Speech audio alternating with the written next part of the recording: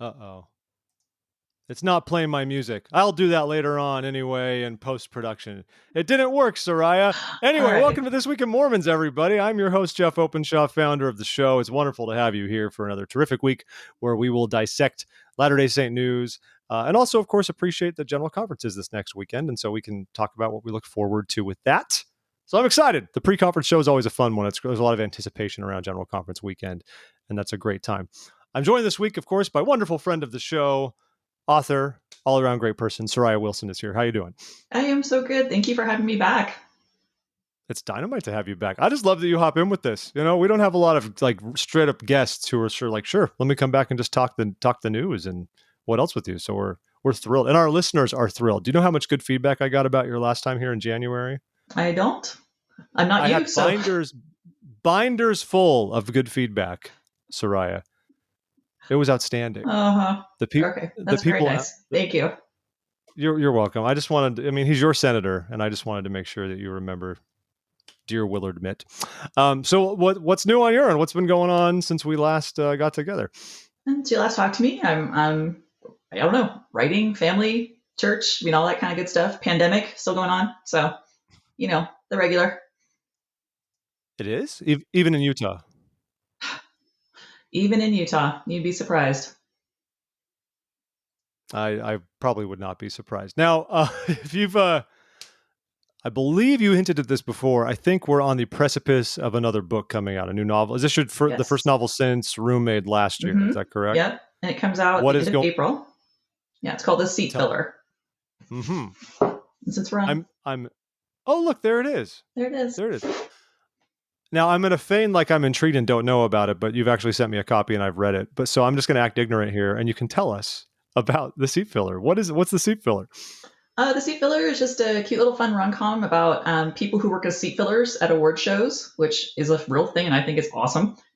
And I've actually met a woman, got become friends with her online, where she sat next to John Hamm from Mad Men all night, and he would call her his girlfriend, and but all the rules in the book are real rules. Like, they have very strict rules about what you can do. And so, anyways, it's about a girl who sits next to her favorite movie star. Just kind of like in shock and can't speak, and then thinks he's kind of arrogant and takes him down a notch and tells him she doesn't know who he is. And so it just kind of takes off from there. It does take off from there. This one had some twists and turns I was not expecting, I will say, having read it. I did not know, like you said, the real rules for seat fillers are like an actual thing. And I don't think that's a big spoiler. It's not. But they tell them things like, if you're a seat filler, like you sit down next to the celebrity, you do not engage them in conversation. I guess it's if they talk to you, I guess it's fine. Yeah, if they talk to you, it's okay, but you are not allowed to address them. You are neither seen nor heard, like a Milford man, and which is hilarious to me. I just can imagine being a poor seat filler, and you're like, cool, I'm sitting next to super famous person, and I'm just going to like pretend this isn't happening, and it won't be awkward. But maybe some of the celebrities don't even acknowledge the seat fillers at all and just don't care, which probably. Well, I think some of them probably don't care, but it's actually very hard to find stories about seat fillers because they sign all these NDAs, so people don't really talk about it. So some of the stuff is, sometimes you have a person, like when one lady said Harry Connick Jr. invited her to an after party, 20 years ago, and I'm like, how cool is that?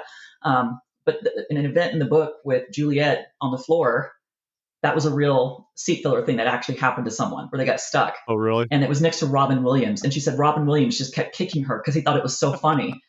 So, but that makes its way into the book. I thought, I like taking these real life things and putting them in there. So that's pretty fun. And you're sort of your male protagonist, the hunk, is, I want to say you kind of modeled him after, I'm blanking on his name. Adam Driver. Adam Driver. Driver. Thank you. That's the case, right? Because you had experiences with Adam Driver, did you not? A very short, brief experience. Everybody gets to laugh at me, so you're going to enjoy this story. No, so last year, I'm a huge Star Wars nerd, like have been my whole life. And after watching the disappointment that is The Rise of Skywalker, I had questions. And I'm like, did they film one where Ben Solo didn't die? If you haven't seen it yet, I'm spoiling it. Sorry. That's your own fault. I don't know. Maybe you shouldn't see it. It's terrible. Anyways, he dies, and I'm like, there has to be an ending where he didn't die. And I'm like, I need to ask someone this, because there's no one you can ask, And then this charity just called auction Kathleen Kennedy. Right? Like, I got her on my speed dial. This auction came up to meet Adam Driver. And like, knowing what I know now, I would never do this because I didn't really know anything about him. And I kind of did some research beforehand and found some people on Twitter, and they're like, he has social anxiety. Like, he doesn't really like crowds or red carpets. And so you might have to do all the talking. I'm like, that's fine. So I took my 12-year-old daughter with me, and we got to go to the SAG Awards, and they have like these bleachers set up along the red carpet. And when the celebrities just, I mean, walking by you, I'm just sitting there, and there goes J-Lo and A-Rod, like it's just this really, surreal experience. Yeah. And some of them come over, some come over just a few people. Some people just, like Nicole Kidman just walked past everybody. Brad Pitt put on a show. He was the very last celebrity there. He had a great time. He won an award that night. But I am like having childhood idols come through, like Henry Winkler, who I watched as a baby as the Fonz. My mom said before I could speak, I would sit on the floor and put up both my thumbs and go, A. And he told my daughter she was beautiful, and Carrie Elwes. And I'm like, oh, Princess Bride. And Helena Bonham Carter asked me how to spell my name, and she signs an autograph for me. So, I mean, I'm talking to everyone. I'm fine. Good luck tonight. Oh, I love your dress. It's going great, right? So then it's time for Adam Driver to come over. And it's like this military operation. Like he had several bodyguards. We had several publicists, only people coming and talking to me, and this is going to happen, and this is going to happen. It was very, very orchestrated. And he comes over, and my brain turned off. I cannot describe. He's just this very like imposing person. He's like 6'3", this broad man, and I could not talk. And I made this poor man who hates this kind of interaction do all the talking. The entire thing was a minute and a half long, and I know that because my 12-year-old, being a 12-year-old, filmed the entire thing. I mean, he had to ask me, he said, where are you from? And I remember thinking, why does Adam Driver care where I'm from? I mean, of course, now I know he was making small talk, but I literally stood there unable to answer. And he's like, where are you from? I'm like, oh, Utah, And it was embarrassing. And that's a moment I wish I could go back and redo and be charming and bubbly and more myself. But it was like, couldn't speak. And he walked away. And I'm like, this is a book. Girl meets her favorite celebrity at an event like this, can't talk, and it goes from there. So I would say the character has some things in common with Adam Driver. I find the fact that he's this actor who was a Marine, I find that kind of juxtaposition fascinating. Kind of this guy who would write you poets, but also beat up anybody who looked at you the wrong way. I thought I liked that. So he's not exactly like him. And I would say there's probably more Easter eggs for Adam Driver and Star Wars fans than actually it being him. But yeah, he was definitely an inspiration for that book. And now you guys get to hear my Adam Driver story. Hope it wasn't too boring, but yeah. Now, so but now, like, that's where it comes from. I have to see. But now I have to see the video. Like, I have to see this video. Sariah, you have to share. Yeah, it's on my Instagram. Oh, okay. It's on Instagram. It's on Twitter. You have to go looking for it. Instagram's easier. I have less posts on there, so it's at Sariah Wilson 411. I think I've got them tagged at the top. So Wilson 411. I'm on the interwebs. Oh, there you are. Is that the first one? There's Adam Driver right there. Yeah, there's one that my daughter filmed, and we actually cut out the stuff like where we're from because we didn't want that role. Because I told them the city name, I didn't want that personal information out there, And then there's a professional one. Like the publicist had professional videographers filming him walking over to me, meeting with us, signing autographs for us, speaking to us. So he got something out of it as well. Now, what is this right below it? Did you get to hang out with Ryan Johnson on a Zoom call? Yeah, I sure did. Oh, no big deal. I told you about that. Okay, well, forgive me. I don't. It was a huge deal, and it was amazing, and we could do a whole show about that. But how? Okay, he was incredible. How did that come? I guess you did, but just please forgive me. That's what it was, and you said, and just do a call with Ryan Johnson. Now, we're digressing a bit, but since you're such a big Star Wars fan, you're diehard, and you did not like The Rise of Skywalker, and you love Ryan Johnson. Am I to assume you think The Last Jedi was the good one? Let me tell you what's going to happen. There was a lot of stuff coming down on that, and I think because we have middle-aged men who have these memories of Star Wars, who have these expectations, who wanted certain things to happen, who wanted a formula to be followed, and a lot of Ryan's choices were deliberate to prevent that formula, which I also find very interesting. But I think what's going to happen is 40 years from now, when we talk about this series, Last Jedi is going to hold the same place in critics' hearts that The Empire Strikes Back does. It's going to be recognized as the easily superior film of the trilogy. And I think people can't see that. And like, my husband didn't like it. So I explained stuff to him. Like, he didn't like the Finn Rose interaction. And I'm like, here's their character arcs. Here's why that was important. And I explained to him as a writer. And he's like, oh, yeah, I guess I see that. But Ryan Johnson's brilliant. And hearing him talk about Star Wars, he has such a love and such a understanding of it that I think someone like J.J. Abrams does not. who did the first and the third movie in this trilogy. But Rian Johnson didn't care about fan service, which I feel like J.J. Abrams bent over backwards. There's a group of fans, they call themselves the Fandom Menace, who want, I thought, and they don't see the irony in that at all, but they it's like, want let's name ourselves after the worst prequel. Like, just, yeah. the worst prequel, and then they're calling themselves a menace, and they literally are, but they are the ones who caused Rise of Skywalker to happen. Because they're like Chewbacca getting his medal. And I'm like, I remember watching it, and I'm like, the freak is this about? I had to go home and look it up. And it's because fans were mad in the original trilogy that Chewbacca didn't get a medal. And I'm like, that is the stupidest piece of fan service, but the whole movie's like that. The whole movie is nothing but fan service after fan service after fan service, trying to appease that fan base who doesn't buy their stuff. And I'm like, you tried to appease a bunch of middle-aged men who, for what? They didn't like the movie anyways. It's horrible. It was horribly done. It was horribly written. The whole J.J. Abrams MacGuffin finding something and moving to the next level video game kind of movie is just terrible. So yeah, I love Last Jedi. I think it's brilliant. It is a great movie. I only saw Rise of Skywalker once in the theater, which is probably more than enough. Like on principle, and that was so bad. So yeah, I mean, it's not like you have any passionate feelings. Someone's like, "Are you gonna meet J.J. Abrams now?" I feel like I need to watch the last. I have very passionate feelings. I think that's fair. I mean, Abrams is talk to me about it. Abrams is an idea guy. Like he puts out good ideas, but then he's not famous for his follow through in the end. And so when firing Colin Trevorrow might have been the right move as well. Because so if you want to talk passion, I will go to bat any day and tear apart Jurassic World with reckless abandon. It's a movie I enjoyed when I first saw it in theater, but then the more I sat with it and thought about it, I realized how much I just despised the film more and more and more. And even, I mean, and the sequel that came out after that wasn't great either, but at least had some inspired cinematography. Yeah, I hate that stuff. Jurassic World is the absolute worst. And if any of you want to know why. Yeah, it's terrible. Have you seen the scripts that he wrote for Star Wars? I think I heard about that, come to think of it. I forgot. Weren't they actually not terrible? Or it was horrifically bad. There's a line where Hux commits suicide because he had lost the Star War. That's an actual line in the script. In the end, Luke, Obi-Wan, and Yoda appear to kill Ben Solo. They kill him. I'm like, that's super in line with what George Lucas had in mind with the Force. That's what he wanted, was for ghosts to come back and kill people. It was bad. It was all bad. I am loving this. I don't even think we need to talk about Mormon news this week. I just want to talk about Star Wars. Opinions about Star Wars, because I have thoughts as well. I don't get. There's nothing better than Empire Strikes Back. I did call The Phantom Menace the worst of the prequels, but I actually think Attack of the Clones is the worst of the prequels, because The Phantom Menace at least tries to explore some ideas. Yeah. And the Attack of the Clones is I think it's the most forgettable Star Wars.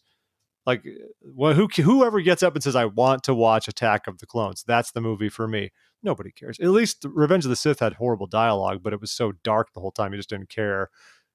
Even though his turn. And it's someone who grew up on the original trilogy. Yeah, it's someone who grew up with the original one. Stuff was hard for me. I thought it was going to end with Padme running off, maybe faking her death, because Leia has memories of her mother. She was sad. I remember her. I remember my biological mother. And I'm like, wait, she can't die? It completely contradicts. And people try to fan wink that, oh, they had a moment through the Force. I'm like, oh, crap. That didn't happen. He forgot what he wrote. I don't know. So, yeah, I had a lot of problems with those. And I think that's one of the things that was so great about Lucasfilm and about, the Clone Wars. I don't know how much, if you've watched those at all. I've heard I should watch them, but I haven't bothered. Elevates the sequels. I've heard good. Completely, kind of fixes the stuff that's wrong. So, but then we get into a discussion on should you have to have supplemental things? No. To make the original work as it is. Should you need that? You shouldn't. To make it a good movie. So I don't know. I mean, at the same time, I'm enjoying these Marvel TV shows, even though they're going to lead into other feature films. I mean, I love the Marvel stuff, and WandaVision was great. Falcon and Winter Soldier is great. Those are TV shows. I can get behind it. It's all fine. It's all good. Well, folks, we could talk about this all day probably, but we might as well give you what you came here for, which is the exciting world of Latter-day Saint news. That's right. All kinds of things happening this week. We can think about conference a little bit. Something big, some small. I'm going to lead off with one of the interesting stories from last week. So, a man named James Huntsman, who is the brother of one John Huntsman, former governor of Utah and ambassador to China and Russia under different presidents, and attempted governor of Utah once more last fall or last year, but did not win the primary against now Governor Spencer Cox. I think I'm getting all that timeline correct. Anyway, James Huntsman files a lawsuit against the church alleging tithing fraud. Now, aside from personal feelings about the whole idea of this, I think it does make for interesting law. It makes for an interesting case to examine in terms of what you can sue someone for. I mean, simply the idea is he's saying the church fraudulently spent millions of dollars he had spent in tithing, meant for charity instead on commercial purposes. And we've talked a lot on this show in the past. Of course, the church has a big portfolio. I mean, it just came out this past week that like apparently the church's Tesla stock went through the roof last year, which helped the portfolio. Sure, the church invests in lots of commercial things, and that's fine. But it's really just a question of like, can you sue the church about that? I mean, on the very form you fill out on tithing, it has this disclaimer at the bottom. Even online, when you do it online, when they have the copied version of it, it says basically, though every effort will be made to use the money for the designated purpose. If you happen to fill out for more than just tithing, if you do the missionary fund, the temple fund, whatever it might be, very specific things, the church is clear that it reserves the right to use the money as it sees fit. Right. And from that alone, it makes me wonder how you can have a legal case about this. I mean, I know that tithing, fast offerings, all that is just broadly considered a charitable contribution for tax purposes. And so if you're alleging fraud, you're simply saying that my funds were not used for anything involving charity. And if they were used for profit, maybe, but at the end of the day, I don't know. The church doesn't reveal all the books, obviously. We don't know if the church, they don't say they use tithing. They've said very clearly they don't use tithing funds for the commercial enterprises the church is engaged in. And so I want to assume that's true. And if that's the case, then then I don't think there's a thread where Mr. Huntsman can prove that his tithing dollars somehow went to help build City Creek, for example. Yeah, I can't figure out what the thought process was behind this. Like you said, the disclaimer is very plain and very present wherever you do this, and that you have given it over and you don't get to say where it goes. Like we don't get to, and maybe that's part of being a millionaire. I was doing this thing reading about charities and about Jeff Bezos' ex-wife, Mackenzie Scott, who has donated this, like $1 billion to these various charities. And the charity said, what's most amazing about it is that she came to them and said, you do what you want with the money. I don't need any kind of accounts or reports. I'm investing in you because I think you're already doing a great job. Go forth. And the charity said, this doesn't happen. When millionaires come to us or companies come to us, they say, here are the standards we want you to follow. Here's these measurements that you must hit, these milestones you must hit. We want to see all this work. We want to see this and this and this. So they create all this work for the charity so that they can get what they want. So I have to think, is this part of that he's this millionaire and so he thinks he should have a say in how his money is being directed? And so he's doing it because, I don't know, maybe he's trying to embarrass the church and force them to reveal their books and, that they have to do it in a court of law? Or is it just an intention thing? I mean, whatever it is. And I'm like, are you going to do this? If you got your money back, are you going to go pay your taxes on it? But I'm like, I'm sure you took your charitable contributions off your taxes for donating to the church. I don't know. I just don't understand this mentality of I get to say where it goes. I mean, you can do that on your own. You can take your millions of dollars and give to whatever charity you want. Nobody's stopping you. I don't give it to the church because I'm expecting that this charitable thing's going to happen with it. I give it to it because I was directed to do this by the Lord, that the money's going to be used best by the people that he called. And I have faith in them. I remember, I think it was Gordon B. Hinckley who used to talk about what a burden, what a boulder the tithing was on his shoulders, that how responsible he felt for that, for using it properly, for spending it the way that it's meant to be spent. And I just think you put men like that in charge. And, I'm pretty sure President Uchtdorf doesn't have, a Ferrari in the garage and, 3 pools out back. Like the money's not being stolen and used for stuff. And I don't know, it's a good thing for them to own these commercial enterprises and make money that they can then use for all the things that we need. And we're not in debt. And we don't, and that's why this all started in the first place, was the church was in debt for a very long time. And I remember it was Woodruff came along and said, we can't be in debt anymore. We have to change things, and completely change their fiscal process. So. Yeah, I mean, we learned a lot of the lessons from the past. I mean, if you go as far back as Joseph Smith and the Kirtland Safety Society and everything that went wrong there, we had a pretty spotty record in the early days in terms of Yeah. our own sovereign wealth in that sense. And so I think it's completely understandable that we are as we are. I would say, I mean, while I'm with you, I don't exactly agree with this lawsuit. It does get into some of the interesting areas, though, in terms of where the line is for the church, because obviously the church is a tax exempt organization Right. as the church. And so the question is, like, are you essentially, they're trying to allege, like, are you abusing tax exempt status to continue to go after your huge, your hedge funds and everything else that you're working on? And then you're basically just getting out scot free and not paying the equivalent taxes on this and that. And of course, I'm not the expert on the books and I'm not a CPA. And that can be troubling. I mean, when the story dropped a year and a half or so ago about the church's massive investment fund, many people thought that. They're like, so, like, is tithing money going to this? We have all this money and we're not paying taxes? Like, are we trying to abuse our tax exempt status or not? Uh, and that would be of concern to me. I think if the church was sort of doing that, I don't think it is. I mean, that's why that sad auditing guy gets up every general conference in April and reads that auditing statement, which just once I want him to come up there and say, all is not well in Zion, brothers and Everything's sisters. wrong. It's falling apart. Bankruptcy. Yeah. The books are messed up. Someone embezzled something. I'm looking at you, Yeah. Elder Cook. We know it was that's not going to happen, but it's unfortunate that people feel the need to have lawsuits about these sorts of things. I don't see that there's much basis for it, even though I understand it's, like you said, it's pointing fingers, and I think it's just trying to draw attention to the church and maybe force the church's hand on finances. As a lay member, I would not mind a peek behind the curtain in that regard. I don't need it to have my faith and be happy as a member of the church. Yeah. But yeah, I would not mind, since, because tithing is not mine, right? I mean, it's easy to think of ourselves as shareholders in that sense, like we're all in this together, but it's different. Like, I'm giving up that money that is the Lord's money. It's not my money, so it's not really my say, but I still have the human inclination to want to think that, like, hey, we're all like supporting the church. I would like to know more about that. And I do, and sometimes Right. wish the church would just be more transparent about the books in that sense. I don't think it would be super harmful if they were, but oh, James Huntsman, these Huntsmans, they give us trouble, man. I mean, like, are any of them even active in the church anymore, Sariah? My goodness. I mean, John's not. James clearly isn't. Abby's not. Who knows what she's doing? This is just this family. My goodness. I don't know. I sometimes think, people always want to be wealthy, and I don't know that that always works out well. I thought, especially like in the church, you can kind of see what it does to people. Yeah, absolutely. Oh, that was fun. What do you have? All right.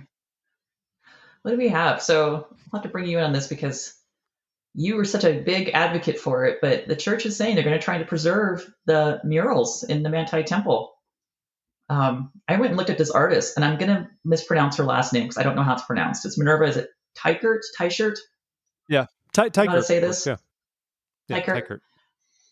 Teichert. Her family's fascinating. Like, I went and looked her up, and I'm like, Minerva's such an unusual name, and how'd she get named that? And then it's like, oh, because I think it's her. She's named after her grandmother. Her grandmother was married to Wild Bill Hickman, and I'm like, that's wrong. Hickok, right? No, there's a Wild Bill Hickman who was 20 years before Hickok, but he was a bodyguard for Brigham Young and Joseph Smith, and he came out and got excommunicated by Brigham Young because he said Young ordered him to assassinate someone and he wouldn't do it. And 9 of his 10 wives left him because he got excommunicated. So, anyways, I was reading it, I'm like, man, early This all sounds pioneers were eerily wild. like They just did some Puerto wild Rock. stuff. It's very Puerto Yeah. Rockville-ish, and they had this thing where he went fighting the Timpanogos tribe, and there was a chief called Old Elk, and they found him dead. So Wild Bill Hickman cut off his head and brought it back to the fort. I don't know, interesting stuff. But anyways, she is such a great story. Like, another person I want to hang out with in heaven and just talk to her. Like, she just sounds like the coolest person. And I read, that she got accepted to art schools in Chicago and New York, and she got offered a scholarship to London, and she turned it down so she could go back to Idaho and get married. Had 5 children. Her husband wasn't a member. He ended up joining the church, and they got sealed in the temple. And it was like this profound experience for her that it gave her a lifelong love of temples. And they were such a special place to her. And she's often asked to speak about them. And she went and just loved to paint. And she used to paint like on rocks and wood because she couldn't afford paper and pencils when they were first married and stuff. So anyways, her artwork was gorgeous. She was the first sister ever called an art mission for the church. and she would submit things to the church all the time. She submitted paintings to BYU to pay for tuition for friends and family, and Yeah. she just had this really great style. And so she was asked to do the Manti Temple, and she's like, I think George Albert Smith was the prophet at the time, and she's like, I am not going to let him down. And they expected this to take years. She did the World Room, and they expected it to take years. She finished in 23 days. And so the artist that she hired, this young man that she hired to work alongside her, they had to build scaffolding on their own, and the pain they did. She was 59 years old, and was suffering from lead poisoning, so her eyesight was going. She had health issues, and he said every day she would get up and we would pray to the Lord, and she'd say, "I need a miracle today, Lord. I need to see. I need my health. I'm going to do this for your glory." And so, just the entire experience just seems so profoundly spiritual. And it's such a beautiful story of her accomplishing this great task, because she had to get home to the ranch. There were chickens and lambs being born, right? She had to get back home. Yeah. And so she finished it so fast. Everybody was just in shock. But it's this beautiful work. And I thought, how awful to think that they even considered tearing it down and destroying it. And that you said, I think your article might have said this, that they're canvases that were plastered against the wall. So you can actually lift them up. And so they're going to hire, international art experts to come in and tell them how best to do this. And I'm like, good. Like, I can't imagine, I don't understand why this wasn't happening in the first place. Like, why this woman is so important. Her work is so beautiful and important. And why wouldn't you save it? So Yeah, and I was in the same boat. I mean, we talked about this when I was with Jared a couple weeks ago when this story dropped, and that was our main argument. Like, we understand, change the temples, fine. mhm, Like, I think live sessions are a very cool part of our history because I think it ties us to Brother Joseph and things like that. I think it's sad to see him go, but okay, I get it. Fine, they need to go. We need to be able to get more people in the temple doing more work. We understand all of that, but the question that was never answered in the beginning was, well, why can't we just at least save the artwork and put it somewhere? And I don't know. I mean, I can't believe it's interesting to me because I don't did they not forecast the outcry from the people when this happened? I would have thought I bet somebody they might have didn't. said, because I would, especially because in the Manti Temple, Salt Lake is of course the Salt Lake Temple, but the Manti Temple is very beloved by many, and especially those who are members of its district. It has this Right. very unique, special place in the hearts of the members there. And even Deseret News went and interviewed people down there, and many of them were heartbroken. They said kind of like, yeah, we get it. Things need to change, but that's our baby. Like, that's our special, sweet building that's full of such interesting, unique history. Yeah. And so I'm glad that this is one of these rare times where the church, of course, has not admitted that public outcry caused them to reconsider what they were doing. At the same time, I don't see what else it would be, because they put out one press release that just said, unfortunately, we're just going to destroy everything because that's what we have to do. Yeah. And there was such an outcry, they came back and said, okay, well, we can get some art historians in here and maybe we can. And they haven't guaranteed anything, by the way. That's the crucial thing. They are going to attempt to Yeah. preserve the murals and remove. It is hard because this canvas is affixed to the plaster, so it's almost like a modern day fresco in a sense, Right. and it's going to be difficult to take it off, but they are going to attempt to do that and see what they can do so that future generations, whether it's in the Museum of Church History or something like that, can see some of this wonderful work. I mean, the World Room in the Manti Temple is just stunning, and as far as everything you see in it, and it's an amazing mural. And I'm just thrilled. I'm super glad that the church listened. I saw some great op-eds about this. There's even an email address you can actually check out if you want to write the church directly and offer your thoughts on this. I kid you not. You can send an email to JT Becerra, that's Becerra at churchofjesuschrist.org. And this is literally a chance to talk to Brother Becerra, who works in this capacity, and you can just voice your concerns or how you're feeling about the Manti Temple. I'm not saying they're going to get back to you or anything will come of it, but there you go. There's an email address. You can drop a line. I've thought about doing it too and just saying thank you for trying to save what you can from this, because the Manti Temple's gorgeous, and Yeah. it would be a tragedy to lose it all, even in the name of progress, but it would still be an absolute tragedy. If I can stay on temples for a moment, now we'll probably have a whole podcast with our temple predictions, but obviously temple announcements we assume are coming in General Conference. Why would As they they not usually be? do. Yeah. They usually do. There was this time years ago when President Monson came up and said, basically, we've been announcing a lot of temples and we're kind of getting backed up in terms of actually breaking ground on them and get them going. And he just basically said, we're not announcing any temples right now because we've got a backlog and we need to get through this. And I'm not going to do more. I don't think President Nelson's cut from that same cloth. I think he's extremely enthusiastic about getting as many temples as is reasonable to get. And so I have every expectation anywhere between 6 and 10 temples will be announced this coming weekend. We hope you will go over to our website at thisweekendmormons.com and read the temple predictions, because we've had a good track record, as many of you longtime listeners know. I'm not saying everything's a slam dunk here. It rarely is. But last time around, when we talked about Kiribati and Sao Paulo and Guatemala City 2, we talk about all these things. So is there I'll tell you. anywhere? Oh, Yes. I'm going to make a huge prediction. It's going to Yes. be shocking. I'm saying that one's going to end up in Utah. Yeah. Yeah. Kind of out there, I know, but I wish that we had had this conversation like not last year, but the year before. My mom actually worked in the temple department for the church. She was like an executive assistant, and she told me they were some very stressed out people. That this kind of, like you're saying, President Nelson's all in. It makes their lives very, very, very hard, and they are very stressed Yeah. trying to build these temples and keep up with the demand. But yeah, I don't know. That's so hard. Like I would have to like follow population trends and see where the church is growing to kind of know. But I don't know. I have no clue. Now, at least for Utah, do you have any thoughts where one might go in Utah? Just since you've been living, you've got one coming up right in your neck of the woods in Saratoga Springs. Oh, But it's so pretty. I can't wait for it to get done. It's going to be any years. any ideas, being at least a Utah County resident, where you think one might be lacking from things you observe? No, because I'm kind of just in my little area. I mean, we've got 2 in Provo.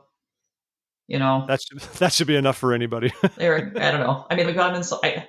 I was in St. George last weekend, my daughter, and the temple is just so gorgeous against those red rocks. But so sad going up, and they've torn down a whole annex. Like it just looks wrong, and I'm like, we can't even come here for like 2 or 3 more years. I'm like, so I don't know. They're gonna have to build some temples in the meantime, but I don't know. I don't know where they would need one. I know for our area, and I can see why they've done it for us, because we had to go over to Mount Timpanogos, and we couldn't even get in. Like, my daughter was so excited, and let's go do Work for the Dead. And one day we went there, and we sat there, I think probably for 3 hours until it was our turn. And that's fantastic. It's great that there's such a need and so many people getting work done, but I don't know. We might need one in Utah County, so I'm going to say here somewhere. Let's put another one in here. I think we need one. And what you say there is a good reminder. I mean, I easily dunk on Utah because I think for a lot of us, especially outside of Utah, it's easy with all these Utah getting so many temples of late to be like, okay, come on, like seriously, like how many more temples? Especially when Linden was announced last time, I was like, Linden gets a temple? Like, I understand some of these more marquee locations, but it's like you're just putting one up in Orem, and now just Linden gets a temple now too. So I suppose next will be Pleasant Grove will get one, Cedar Hills, Alpine, Highland. Basically, every city in Utah County needs to have its own temple. I think that's the end of it. That's not like unrealistic. Like there would be a need. Seriously, they would not. These temples would not be empty. There would not be like, no, they wouldn't. Temple and no one comes here. So.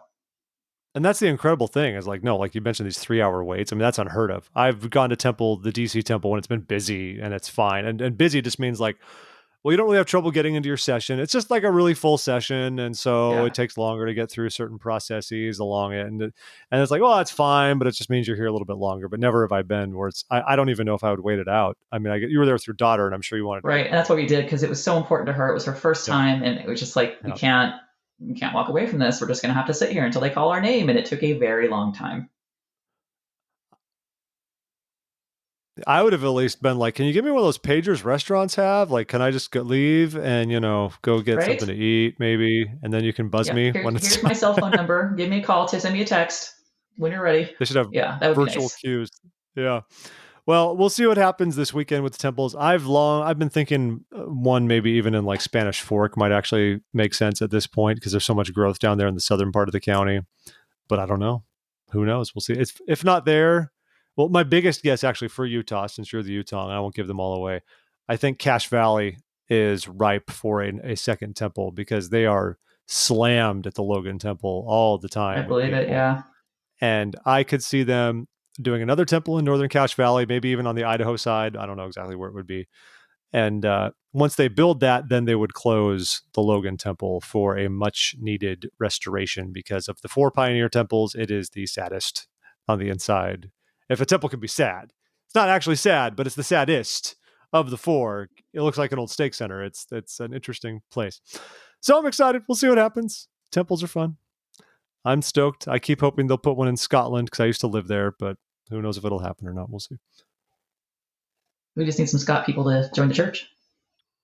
They have joined the church, right? Many of the, if they had not, come to Zion, there'd be many members in Scotland. That's true. There just wouldn't be anyone in Utah, but there'd be many members in Europe. If they had it, like, man, I'm all for the gathering. It was important back then, obviously.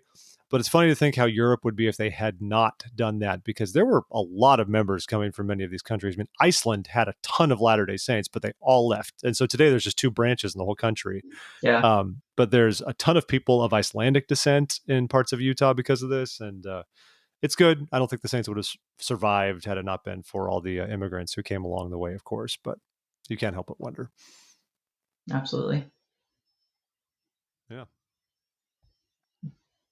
All right, what else you got? Don't be shy.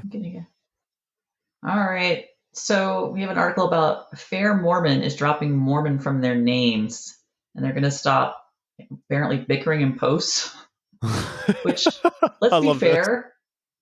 So they're changing it to fairlatterdaysaints.org, and FAIRMormon is actually a group that I've followed for a very long time. The name is actually talking about being apologetics. And for those your listeners who don't know, an apologetic is someone who it's reasoned arguments or writings for justifying something, typically religious or a theory.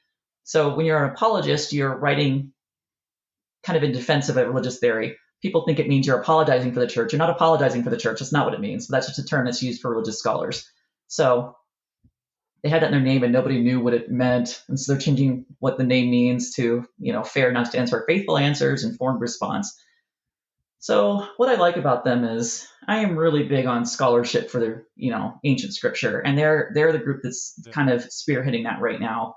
And it's good because, as I have mentioned before, with the crazy Ohio people, and yes, if you're listening, you believe that, you are a crazy person. They get in here, and what's happening is, She's referring to the Great Lakes theory, by the way, everyone. That's no, not Great Lakes, Heartland theory. Great Lakes is different. The Heartland theory. The guy who made the Heartland theory joined the Great Lakes theory, but realized he could make more money on his own, so he moved it from New York to Ohio so he could have his own theory that would make him a lot of money. He's made hundreds of thousands of dollars. So, I guess good for him. I don't know. But the problem is people don't look at this stuff. And I was a history major at BYU, so I know how to look at scholarship. I know how it's supposed to be peer reviewed and what's supposed to happen with it. And you just have people making up the dumbest stuff and creating this cult-like following.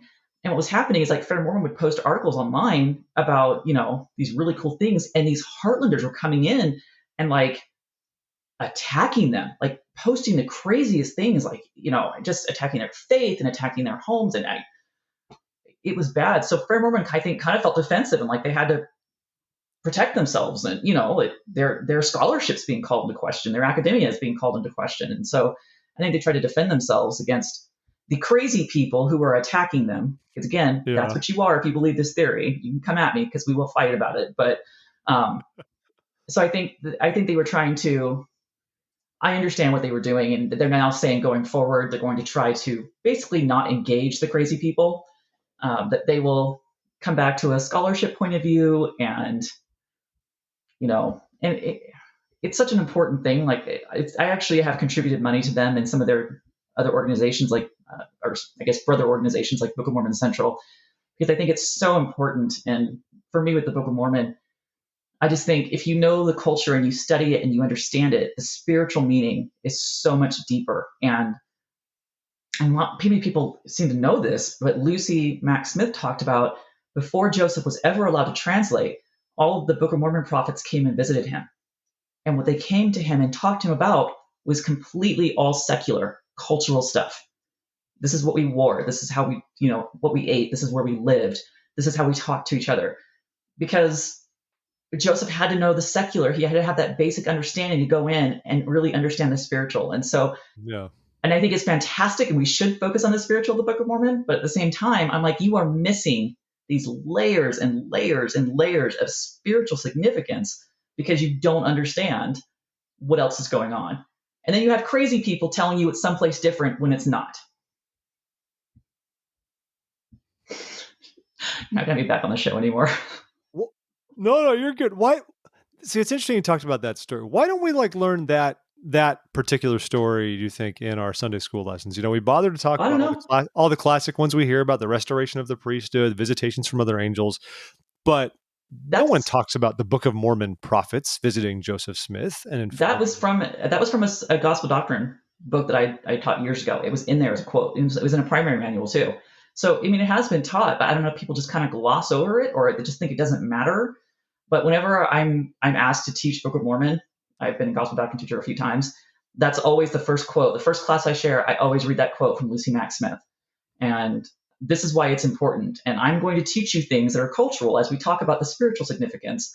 But now, thanks to the crazy people, we can't do that anymore because we're going to have people listening going, oh, no, that's not what took place in Ohio. And they,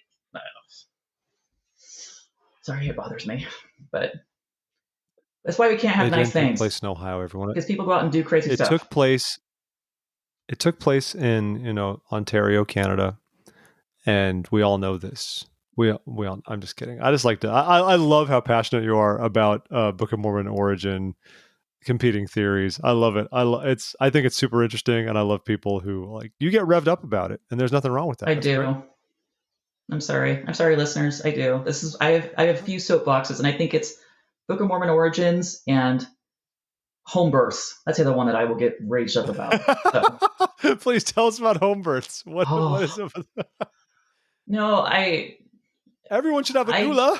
no, you have a doula, you have a midwife, you have a shaman, and a voodoo doctor in the hospital. You have whatever you want, whatever experience you feel like you need to have a child, but do it in a hospital.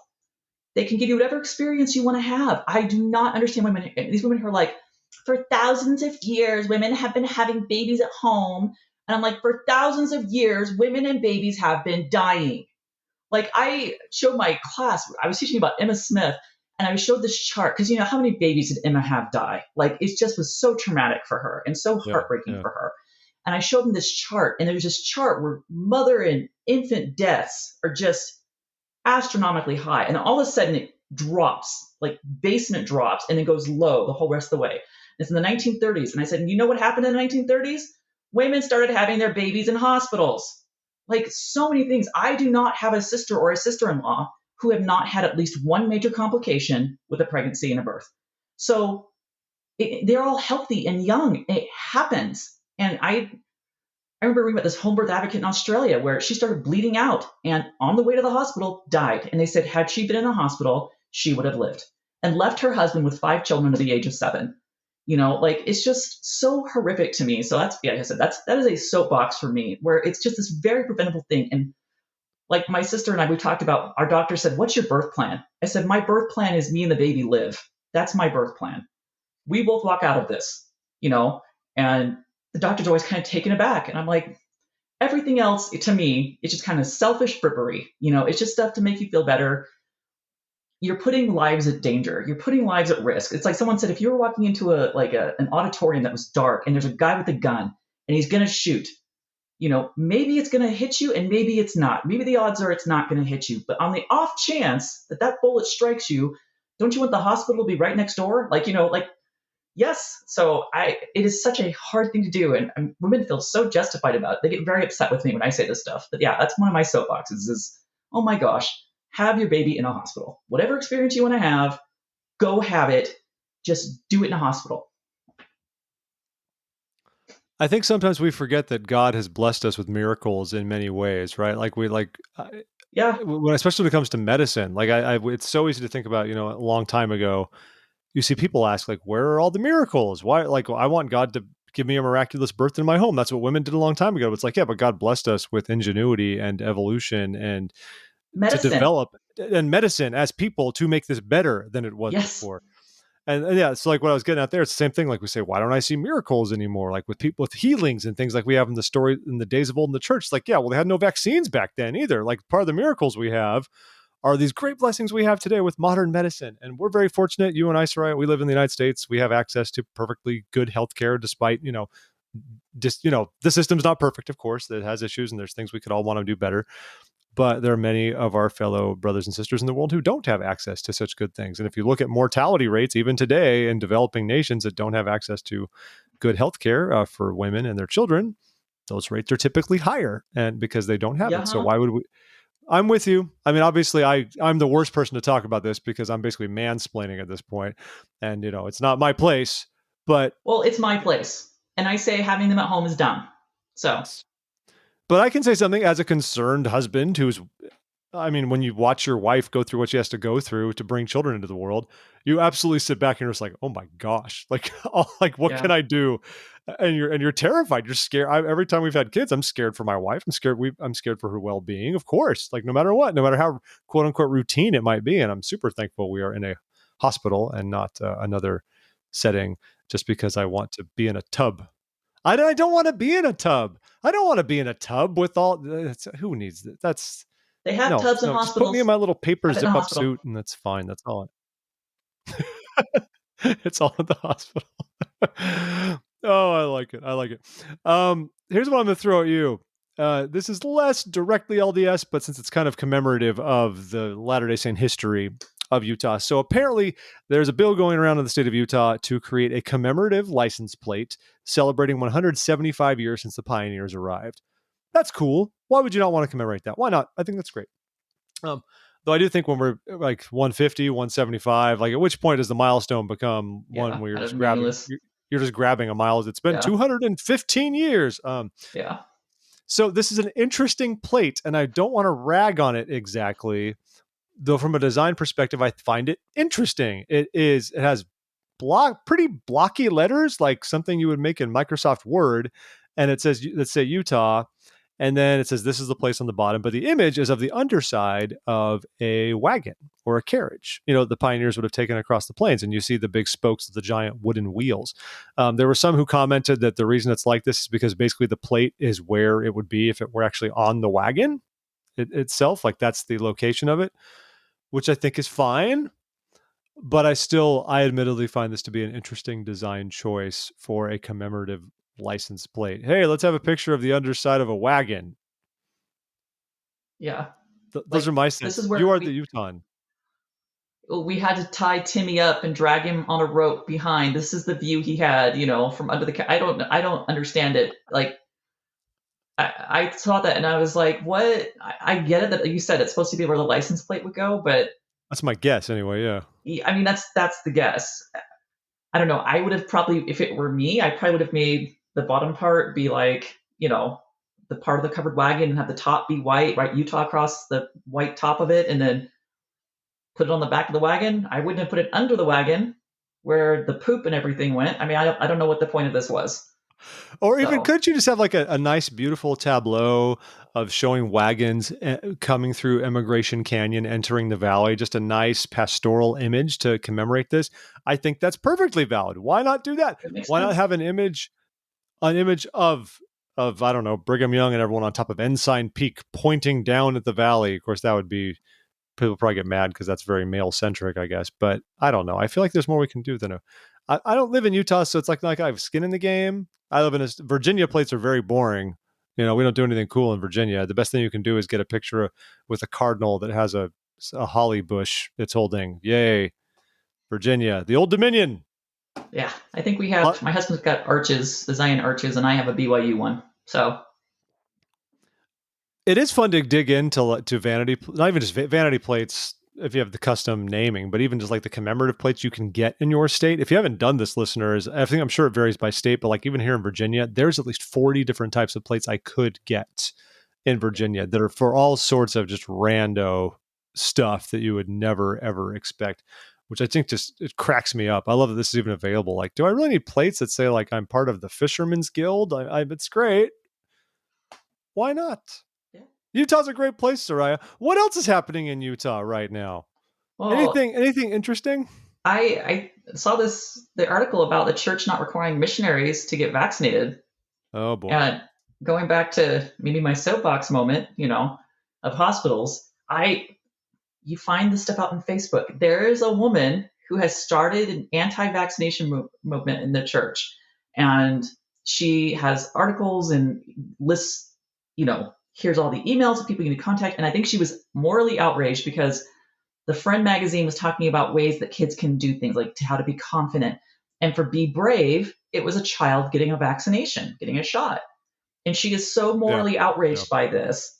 And I'm like, this is why we can't have nice stuff too. Like people doing stuff like this. And I'm like, when they pray in general conference for a vaccination to end the pandemic, I mean, except for you and your family, I don't get it. I don't understand this mentality. Like vaccines are good. Now, I will tell you, I am someone who I spaced out my vaccines for my kids, that I did not get them. I thought I can't see why an infant needs to have a shot in a hospital. Like it just didn't make sense to me. Yeah. But my children have all those vaccines. I spaced them out a little bit more than, so I maybe supposed to understand more where this woman's coming from. But I thought, this is insane. Like the church should vaccinate people, encourage people to get vaccinated. Like this is why we're not all dying of smallpox and polio.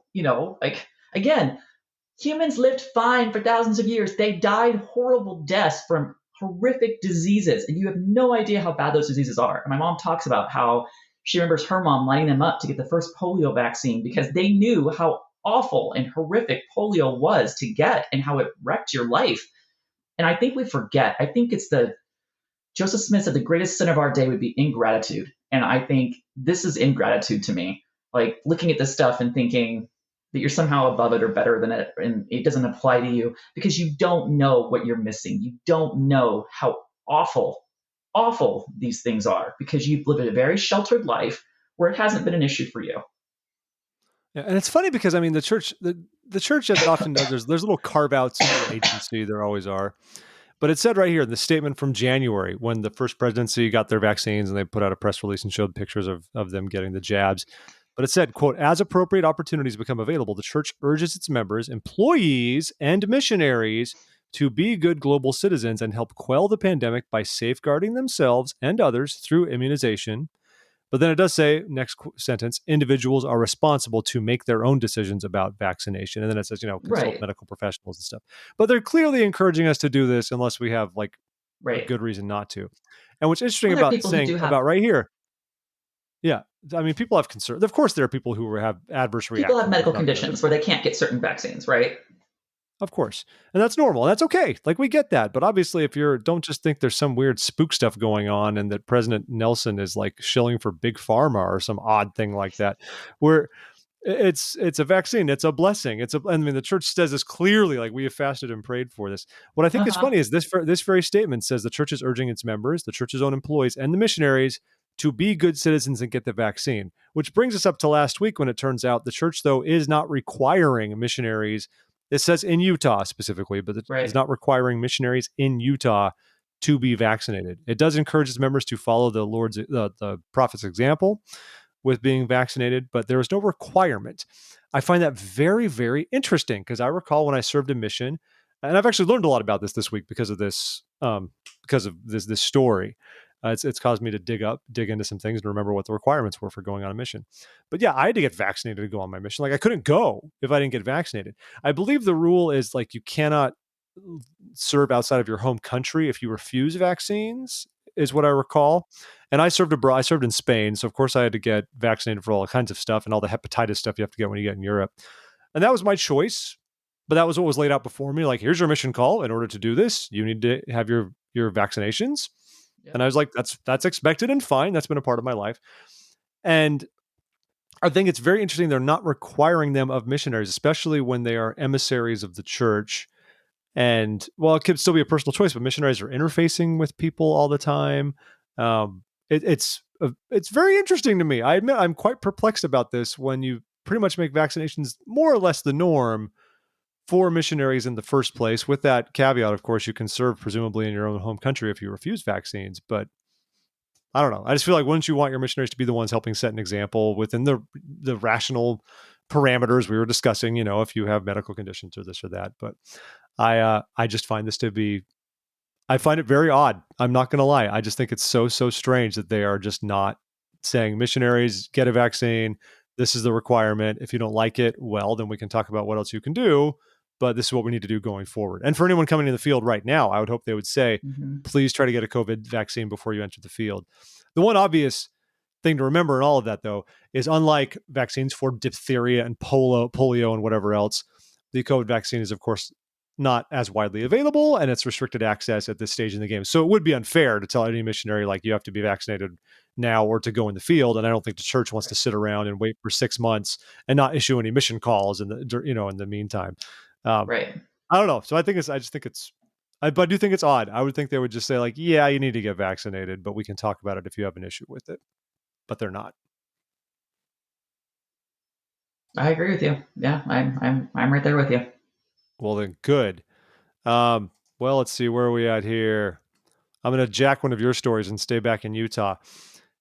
I imagine you have thoughts on this. So Utah is flirting with a bill that would block pornography on phones sold within the state of Utah. Let's be clear, that's what it would do. I think, Sariah, I want to assume you and I can both agree porn is bad. I think we Porn can is both say bad. that. It's Um, destructive. yes. And we don't love it. I do think there are some major First Amendment issues with a plan like this, regardless. Like, I don't believe in pornography, but I also personally don't believe you can in any way. I believe trying to criminalize it would be a restriction on free speech. Unfortunately, I think we have to combat it in other ways. I imagine this is to try to protect children from, inadvertently stumbling upon pornographic material, which could happen because they're on their phones. They are not. It's not. Right. It's one thing to have a all the blockers and the things that parents have put on their PCs and this and that for years. They want to help the kids. I get that, but I also think I don't know. I don't think would stand up in court personally, because how could you Yeah, just like, I think you're right. I think I keep going back to that Joseph Smith quote of I teach them correct principles and they govern themselves. That our job is not to control everyone. Our job is not to say I'm going to force you to be good. I'm going to force you to do what's right. Like I have an issue with it in that aspect, but also like you said, I think it's a slippery slope because I told my husband about it. He's like, "Well, good." I'm like, "Well, what happens when the anti-vaccine lady gets in charge and she says I'm going to make this happen now?" That because she's the one in power and she's the one. That kind of stuff happens where it's just a slippery slope that we get on that we say, okay, well, this one's okay. And what happens with the next step and the next step and the next step? Like you may be okay with this one, but you're not going to be okay when we don't want any religious paraphernalia on phones. We feel like that's bad. And so, we're going to outlaw any kind of, and that's obviously an extreme, but I thought this is where this stuff starts. We start in this slope and I understand the principle behind it, but I feel like if that's what you want to accomplish, then hire someone to make an app that maybe someone who's not tech savvy can download on their kid's phone then to make sure that they don't have access to it. Let's put our money there where you give us a tool to combat it and fight it and those rather exist than anyway. I mean, yeah, there's things you can do. And folks, if you really want to get into it, especially if you're at home, yeah, you right. can get apps. And the hard thing here is, of course, defining pornography. Then you're relying on the government to define what is pornography. And like the old adage is always said, like, you know it when you see it. I get it, but it really would mean you'd have to sit there as a state and codify what is the definition of porn, which gets into a whole other complicated area, of course. Right. But there's a lot you can do as parents, everybody, whether you're looking for apps that regulate things. If you can get a little bit savvy with your home network, at least when your kid is at home, you can very easily restrict access to certain things on your network if you're even remotely savvy. Even easier if you use things like Google Wi-Fi or stuff like that. You can very easily just blacklist certain search terms and this and that. Um, Oddly enough, when I was at my brother-in-law's house, I was trying to look for like car listings, and he has that blocked for some reason. I can't look up like Auto Trader stuff at his house, and I don't know why. And it's very his kid has teenage daughters. I don't know what they're looking for, but yeah, you can check that out, everybody, and find a better way to do this. The other funny thing about this is this law would not even take effect unless 5 other states pass a similar bill. I don't know why they tied themselves to 5 of their states in that sense. I don't understand. I think it's just to show a united front, I would guess, but Or I don't Utah's know not what. crazy. Don't think we're crazy. Like maybe it's if everybody else is doing it, it's okay if we're doing it. I don't know. I guess they're just going to like, come on, Idaho and Arizona. I know we can all get this over the line, but You come on, guys got us. but then people in Scottsdale are going to be like, "What you talking about? This is never going to happen. Come on, we're Scottsdale. You That's right. come on, people. We have art galleries. All righty.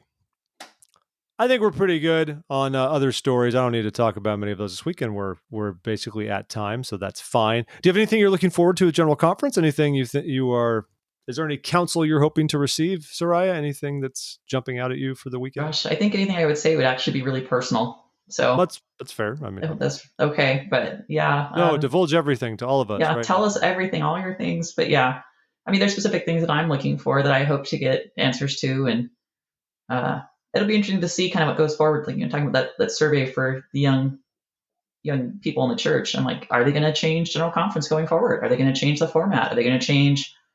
You know, Yeah. it'll be interesting to see what happens. And I thought it's a lot. My husband and I were talking about this the other day. I'm like, in Joseph Smith's time, like there was nothing else kind of going on. There were no other. I mean, life was not. You could devote this kind of time to stuff. Like they would say, I've read these things where Joseph would just talk for like 3 or 4 hours, and I'm like, well, yeah, it's Yeah. Joseph Smith. Like, how could you not be utterly fascinated by everything he says? And not that I'm like knocking on President Nelson or anything, but I don't know. I think times have changed, and it would be interesting to see with that we've changed church so dramatically.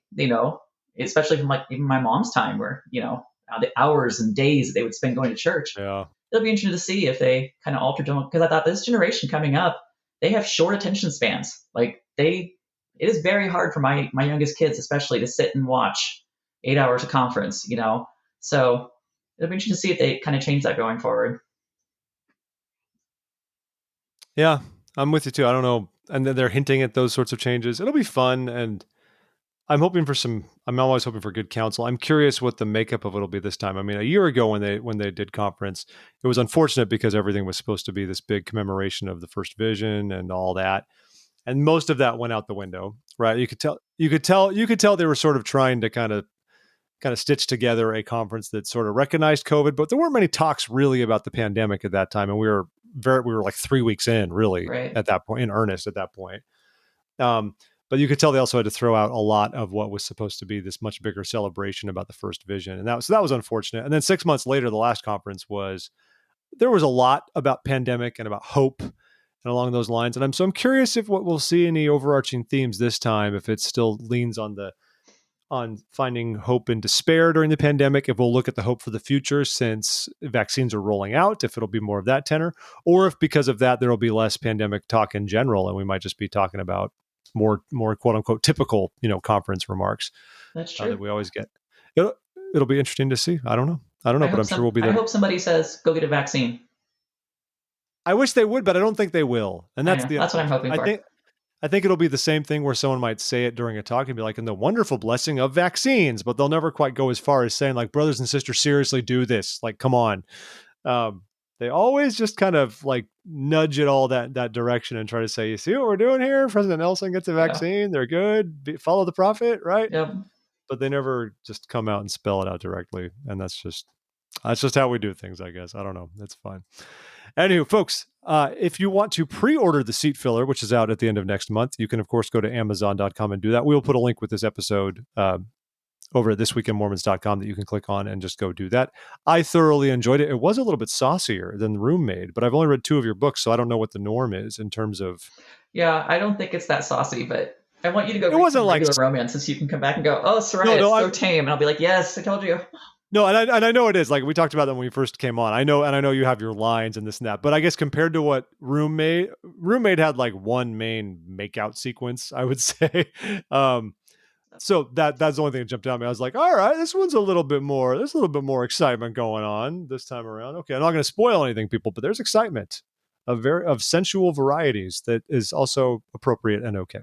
But Yes, I thought thank it was you. but I thought it's a fun read. I enjoyed it quite a bit. I love that they send this over to me and I was able to check it out and enjoy myself reading through it. So please check that out. Go to our website, click on the link, and pre-order the book. I think the pre-order price is completely equitable. I believe it's like $4.99 for the Kindle version of it on pre-order. If I'm looking at the website right now, and it also works if you have Kindle Unlimited and all that kind of good stuff. So we'll be back with you all next week. After conference, normally we do our conference recap podcast the evening of when it all concludes, but because it's Easter itself, we thought it might be a little bit goofy to get everyone together, especially our friends on Mountain Time, and say like, hey, like 6:30 or 7, why don't you ignore your family and come to a podcast? We thought that wouldn't play too well. So look out for it on Monday night next week, around 7 p.m. Mountain, 9 p.m. Eastern. We hope we'll have the live stream set up. And I believe Sariah is going to be joining us after our Yeah. last check-in. So you'll have a number of your twin favorites all getting together where we're just going to hash out conference, talk about our favorite talks, what resonated, what meant something to us. It's going to be good. And we hope you'll Sounds all be good. there for it. And we all also hope, please go to thisweekinmormons.com and visit us there and follow us on social media, Facebook, Twitter, Instagram, and all that. You can also follow Sariah on Instagram, which I think you have to do now. Sariah Wilson 411 on Instagram. I'm going to embed this Adam and Driver exchange on our website. I think the people need this. And you're also reasonably active on Twitter. And I think there you're just at Sariah Wilson. If I'm Yeah, not just that's Sariah Wilson. So good times. Well, thanks, Sariah. It's good to have you again this week to talk about all the good stuff that's going on in the Mormon world. Appreciate you being here. All right. Thanks for having me. It's always a pleasure. Everyone, we hope you have a great week. And until we meet again, thank you for listening to This Week in Mormons. We'll talk to you soon. Be well, be holy, and be happy.